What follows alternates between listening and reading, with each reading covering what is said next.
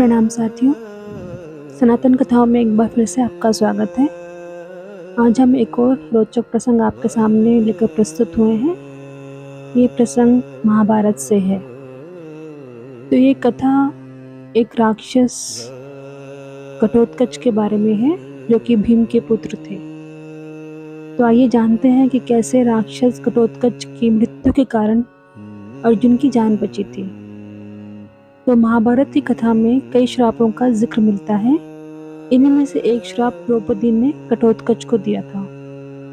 माना जाता है कि द्रौपदी के इस श्राप के चलते भीम के पुत्र की महाभारत के युद्ध के दौरान मृत्यु हो गई थी।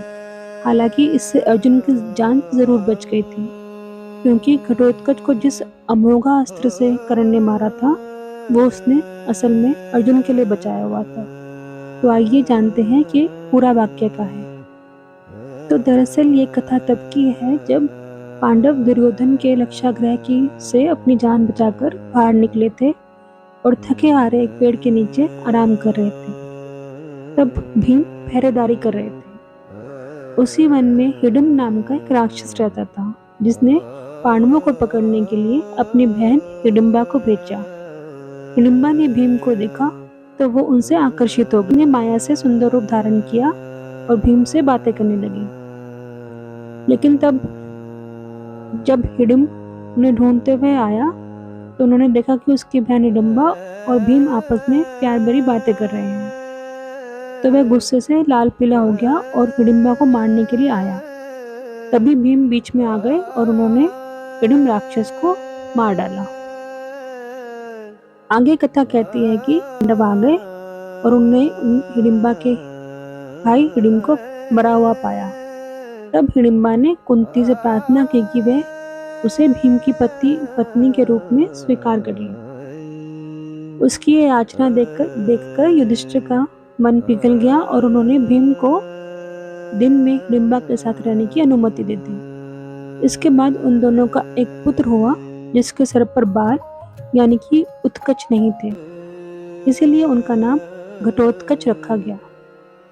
राक्षसी पुत्र के चलते वह बहुत ही मायावी और काफी बलशाली थे। तो एक बार ऐसा हुआ कि घटोत्कच पिता भीम से मिलने के लिए राज दरबार में आए। सभा में सभी पांडव बैठे थे और राजपाट लगा हुआ था। तब घटोत्कच ने अपनी मां हिडिंबा के आज्ञानुसार द्रौपदी जो रानी थी उनका सम्मान नहीं किया। इससे द्रौपदी को अपमानित महसूस हुआ।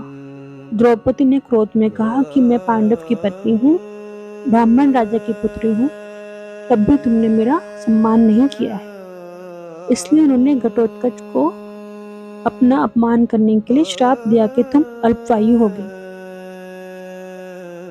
इसके बाद जब महाभारत का युद्ध चल रहा था और पांडवों ने अपनी तरफ से घटोत्कच को युद्ध में उतारा, तब घटोत्कच ने कौरव सेना में खलबली मचा दी। तब किसी को कुछ नहीं सूझा तो दुर्योधन घबरा गए और उन्होंने कर्ण से अमोघ अस्त्र छोड़ने का दबाव बनाया। ये अमोघ अस्त्र कर्ण ने अर्जुन के लिए बचा कर रखा था। अमोघ अस्त्र यानी जिस अस्त्र को कोई रोक ना पाए।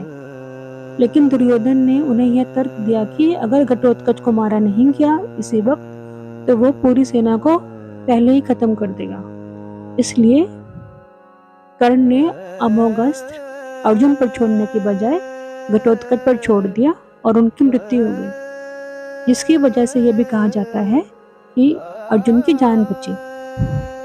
घटोत्कच जो राक्षस थे वो बहुत ही बलशाली थे। उनके पुत्र बर्बीक यानी कि जो कलयुग में खाटू श्याम जी के तौर पर पूजे जाते हैं, वो उन्हीं के पुत्र थे। आई होप आपको ये प्रसंग पसंद आया होगा। ऐसे ही रोचक प्रसंग जानने के लिए हमारे चैनल को सब्सक्राइब करें, लाइक करें और शेयर करें। धन्यवाद साथियों।